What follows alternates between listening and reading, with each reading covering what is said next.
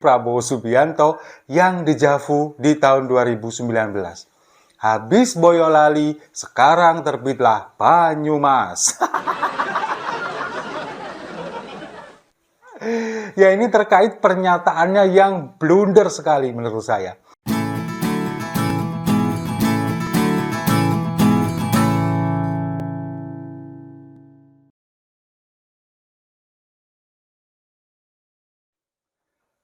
Salam damai untuk Indonesia, berjumpa lagi bersama saya, Papa Dimas. Info kali ini datangnya lagi-lagi dari Prabowo Subianto yang dejavu di tahun 2019. Habis Boyolali, sekarang terbitlah Banyumas. Ya, ini terkait pernyataannya yang blunder sekali menurut saya. Ketika dia menyampaikan dasmu etik dan menjadi viral, dibahas di mana-mana, kemudian mendapatkan sorotan dari berbagai pihak, lalu kemudian mendapat counter dari beberapa pengamat politik, pengamat komunikasi politik, dan akhirnya Prabowo memberikan klarifikasi. Dan lagi-lagi klarifikasinya blunder lagi. Tapi sebelumnya kita simak aja dulu videonya berikut ini. Itu kan di antara keluarga, ya kan. Tapi biasa orang Indonesia kan cari-cari mau dibesar-besarkan, itu di antara keluarga kita bicara, dan itu kan bicara orang Banyumas biasa lah bicara seperti itu. Nggak usah dibesar-besar. Pak Prabowo. Siapa yang suruh nanya? Pak Prabowo. Nah, ini kan menjadi blunder lagi untuk yang kesekian kalinya. Semakin dia ngeles, semakin dia berkilah, semakin dia memberikan klarifikasi, semakin blunder. Dan sekarang apa yang terjadi? Semua anak buahnya, elit-elit Partai Gerindra, kemudian buzzer-buzzernya di media sosial sibuk mencuci tangan, kemudian ya mencuci segala macam lah untuk membersihkan, mengembalikan lagi nama Prabowo Subianto. Nah, lalu kenapa sih kok Prabowo Subianto ini mengucapkan bahwa orang Banyumas biasa mengatakan seperti itu? Setelah saya menelusuri, saya coba mencari kemarin, ternyata memang leluhur dari Prabowo Subianto ini orang Banyumas asli. Kakeknya, almarhum Pak Margono, itu adalah memang orang Banyumas asli. Nah, ketika 1 bulan menjelang kampanye di bulan Oktober yang lalu, Prabowo Subianto ini sempat datang ke Banyumas, lalu kemudian ziarah ke makam Eyang Kakung dan Eyang putrinya di Banyumas. Ini menunjukkan bahwa memang ayah dari Pak Sumitro ini adalah orang Banyumas. Nah, kemudian dia mengatakan bahwa dasmu etik ini adalah obrolan biasa atau bercandaan biasa bagi orang Banyumas. Tapi setahu saya, orang Banyumas, ini kan daerah Jawa Tengah. Dan Jawa Tengah di Banyumas ini kan ada wilayah yang ketika mereka berkomunikasi ini khas, mempunyai ciri khas. Seperti di wilayah Banyumas, kemudian Tegal, kemudian Purwokerto, Cilacap, dan sekitarnya. Mereka ini adalah orang-orang ngapak. Setahu saya, orang ngapak ini jarang. Atau mungkin hampir nggak pernah bilang dasmu. Yang lebih sering bilang dasmu itu orang Jawa Timur, orang Surabaya, dan sekitarnya, Gresik, kemudian Sidoarjo, mungkin sampai Pasuruan, Malang.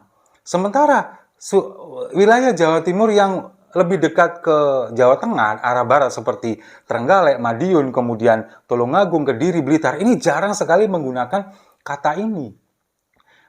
Di wilayah timur sendiri seperti Banyuwangi, Jember, kemudian Situbondo, Bondowoso, dan Lumajang, itu juga jarang menggunakan istilah ini. Yang lebih banyak itu memang wilayah pesisir seperti di Surabaya, Lamongan, Gresik, kemudian di Malang. Nah, kalau orang Banyumas sendiri, itu jarang sekali mengatakan dasmu itu, setahu saya.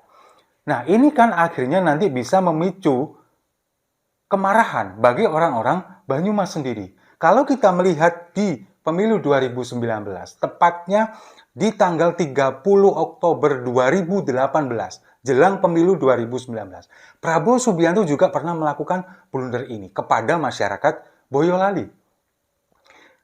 Dia mengatakan bahwa tampang-tampang kalian ini, tampang-tampang Boyolali ini akan ditolak masuk ke hotel-hotel mewah. Seperti di Ritz-Carlton dan hotel yang lain. Itu yang disampaikan oleh Prabowo 5 tahun yang lalu. Itu kemudian menjadi kemarahan bagi orang-orang Boyolali pada waktu itu. Hasilnya apa? Di pemilu 2019, beberapa TPS di Boyolali, suaranya Prabowo 0. Sama sekali nggak ada. Bahkan di satu wilayah, saya lupa namanya, ini ada 276 orang daftar pemilih tetap. Suara Presiden Jokowi pada waktu itu 270. Sementara yang 6 nggak sah suaranya alias golput. Sementara Prabowo Subianto 0. Ini artinya apa? Artinya masyarakat Boyolali pada waktu itu marah kepada statement Prabowo. Akhirnya mereka meluapkan kemarahan mereka dengan tidak memilih Prabowo Subianto. Nah, sekarang ini terjadi lagi. Prabowo sudah main-main di tepi jurang, dia mengatakan dasmu etik, kemudian sekarang menyinggung warga Banyumas dengan ini adalah obrolan biasa masyarakat Banyumas. Nah, ini kan bukan lagi main-main di tepi jurang, dia ini sudah masuk ke dalam jurang. Kemungkinan besar nanti orang-orang Banyumas ini bisa marah karena mungkin mereka merasa bahwa kita nggak pernah kok menggunakan bahasa itu dalam kehidupan sehari-hari, nggak pernah. Bisa jadi mereka juga akan melakukan hal yang sama seperti warga Boyolali di 2019 yang lalu. Ketika mereka kemudian marah, mereka sepakat untuk tidak memilih Prabowo Subianto. Apa yang terjadi? Suaranya akan nyungsep di wilayah itu dan mungkin bisa juga merembet ke wilayah-wilayah lainnya. Di wilayah-wilayah orang-orang ngapak ini bisa jadi itu akan terjadi. Nah, kalau misalkan itu yang terjadi, coba bayangkan sudah di Jawa Tengah ini suaranya Prabowo pasti kalah dengan Ganjar Pranowo. Kemudian ada kejadian yang seperti ini kan menjadi dejavu. Jadi akan terulang, suara-suara Prabowo akan hilang, lenyap bahkan 0% di beberapa daerah.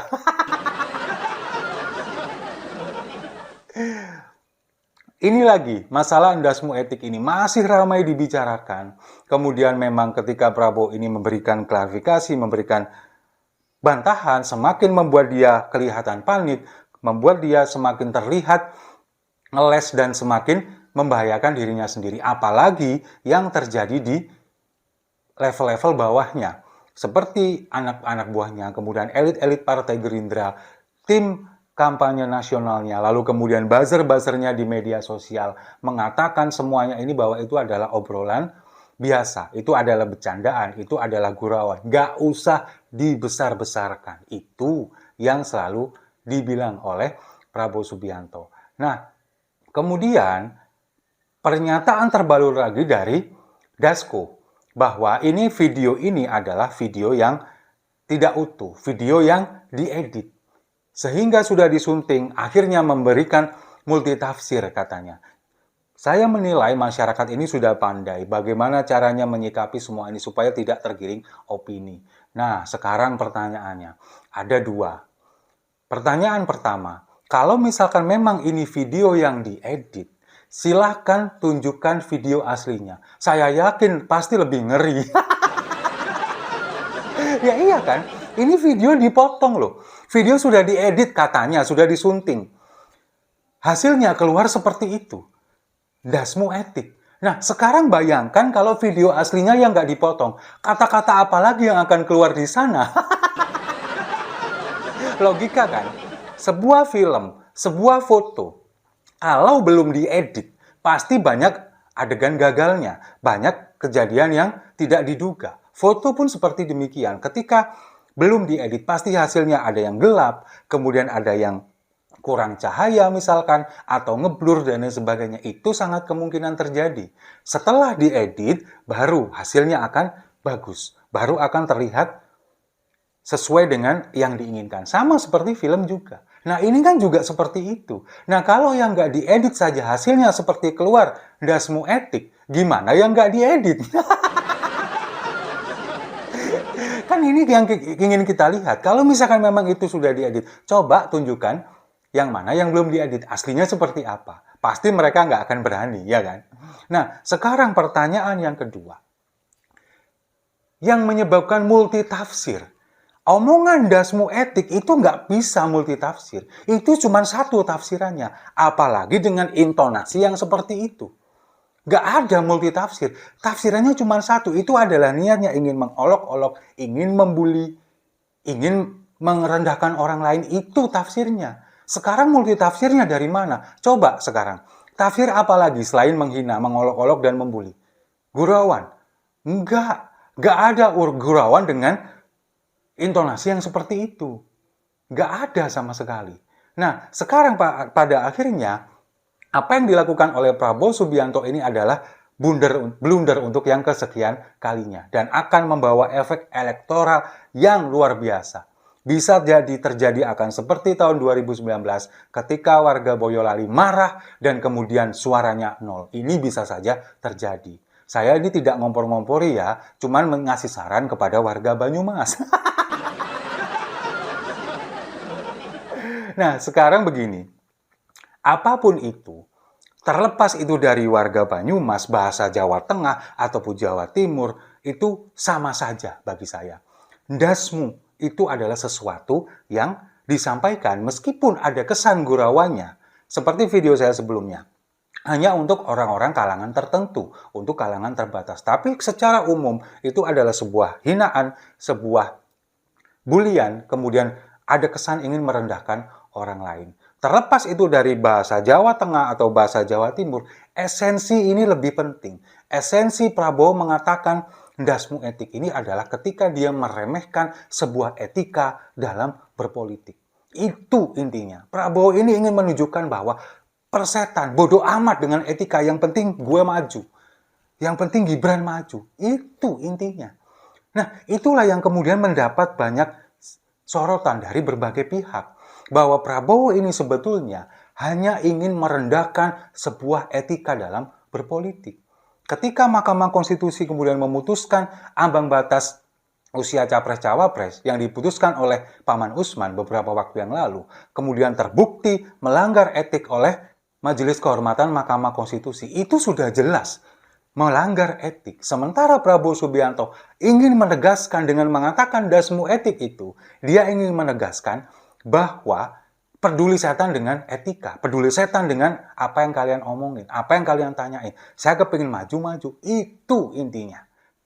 Dia hanya ingin merendahkan itu. Karena apa? Karena memang dia sudah terbiasa dengan kondisi serba mulus, tidak ada ganjalan, semuanya kemudian berjalan lancar-lancar saja. Bahkan kasus dia di tahun 98 ketika dia dipecat dari TNI, kemudian melanggar etik dari TNI karena terlibat kasus penculikan, bahkan penghilangan nyawa dari beberapa orang aktivis tahun 98, tidak diproses hukum sampai sekarang, meskipun itu sudah jelas melanggar HAM. Dia sudah terbiasa melenggang dengan itu. Makanya sekarang, jangankan cuma urusan etik, urusan itu aja nggak diproses, itu yang kemudian menjadi dia seolah-olah meremehkan segala sesuatu, bisa melenggang dengan seenaknya.